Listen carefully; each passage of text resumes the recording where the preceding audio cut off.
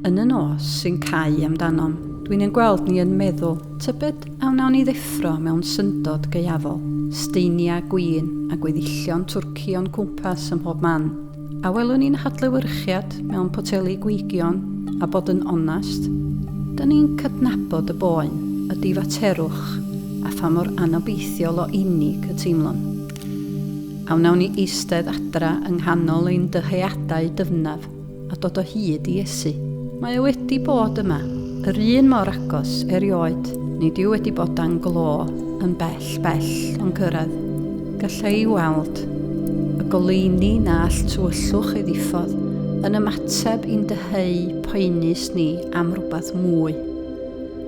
Iesu, goleuni'r byd, yw'r anrheg tragwyddol mae dy enaid yn dyheu amdano. Gall newid dy fywyd yn llwyr.